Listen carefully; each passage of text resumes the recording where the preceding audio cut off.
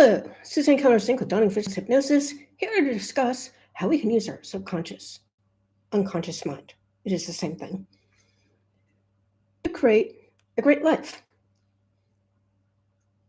This is so important because one of the things that I find that too many of my clients do is obsess about what is wrong with their lives and what they need to learn in order to shift it. That's after we've already gone through all the clearing from their past, figured out their objectives, and are working toward their objectives. Can you see how this might be undoing the work that we did and why this may not be helpful? We don't need to know any diagnosis, anything other than the fact that if there's something going on in our life that's not working for us, that we need to make some changes. And the work that I do with my clients is all about helping them to release themselves from the past and to stop repeating it in the present and in their future. The more they concentrate on what they don't want, which is obsessing about why they got into the trouble they got into, the more likely they are to never get on with meeting the true objectives of their life. If you need to earn more income, that is where your time and energy needs to go, not obsessing about what's wrong with some person in your life. No. It's time to understand they need to be gone. It's very simple. So how do you do this other than stopping to recreate the issues by focusing on what's not working for you? Focus on what can work for you. And I have a story of a miracle that happened to me a few months ago that will be a really good example, I think, on how using the subconscious, unconscious mind can help one to create miracles. Seriously, it was a miracle in one's life. So I was in a doctoral program for psychology. And because I had already completed 3 masters, I know it sounds kind of crazy, but each one served a different purpose. I had run out of student loan money. Well, I didn't have enough to pay for the second year prerequisites for the doctoral program. And I had searched all over the place online to find scholarships to fit that particular purpose. There were none. No place, none, zero, none. Plenty for people who wanted to do undergrad work, plenty for people who are at master's level, nothing for prerequisites for doctoral work. So I was left in a pretty bad place because I couldn't continue my studies and then I was going to have all these student loans. A problem, people. A very big problem. A few weeks later, as I was concentrating on just getting through this, I had no idea how I was going to take care of this problem. But I had it in my mind that something was going to happen beyond my ability to know what that solution could be to allow me to make this happen anyway. Now, in Kabbalah, they talk about being illogical, and this is exactly what they mean. You look at the material world, and it seems impossible, but if you're logical enough, you can make things happen, and that's exactly what happened. So it happened, the university that I took my first master's program in was sued by the state of California. And as a result of that suit, all of us who were in certain programs at the university were refunded into our student loan accounts everything that that particular university took out of our student loan account, therefore affording me the ability to get my prerequisites done. That is a miracle, people. Focus on the solution, not how to get the solution, but the solution itself that you need to gain. And just have it in your mind that it's going to happen.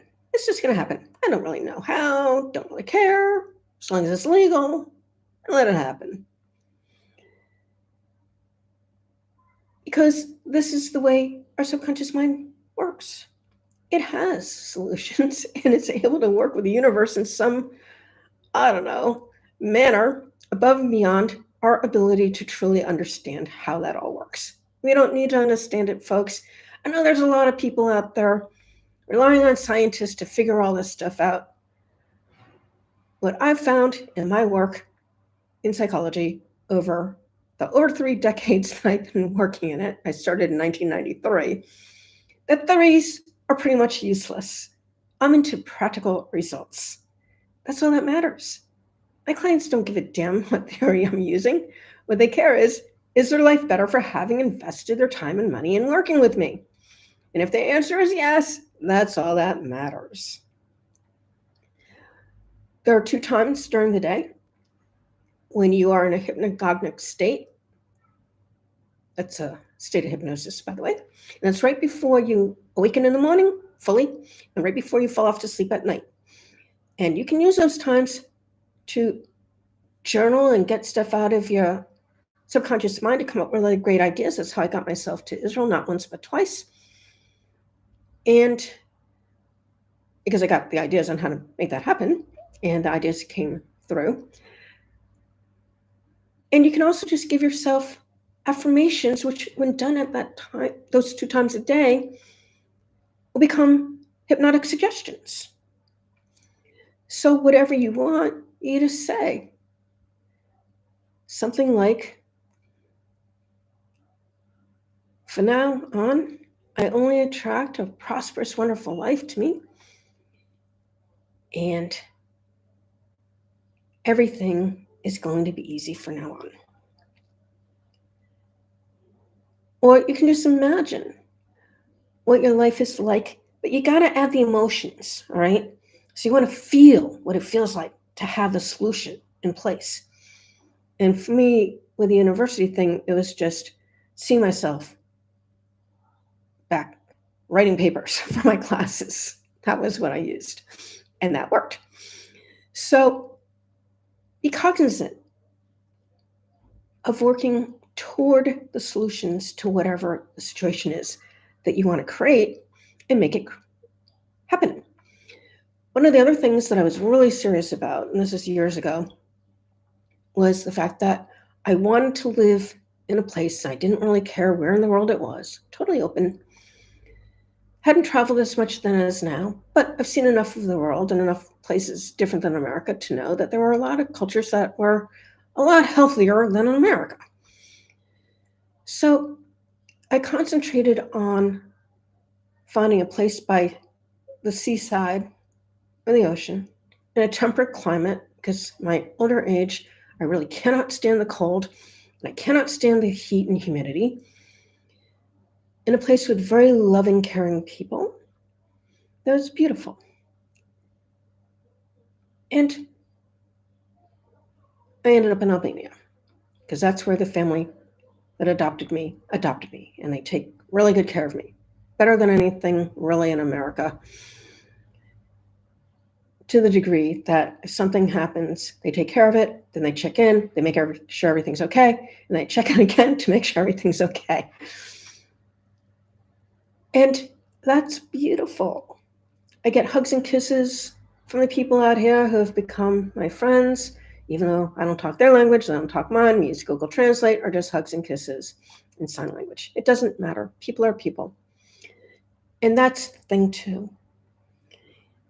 You need to have a high level of energy, meaning be full of positive thoughts and emotions.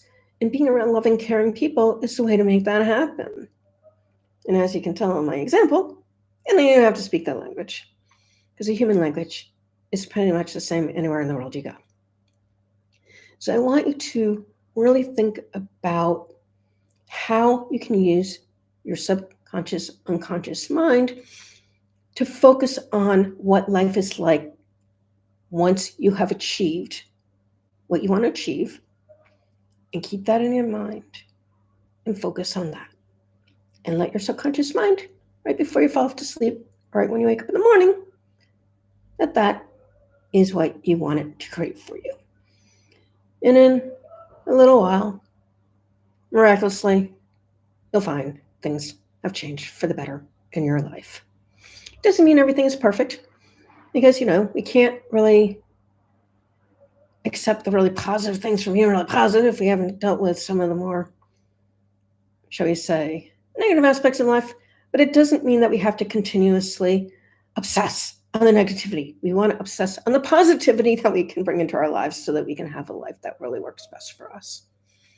And know that if we do have challenges, that we can overcome them because we've overcome them time and time and time again.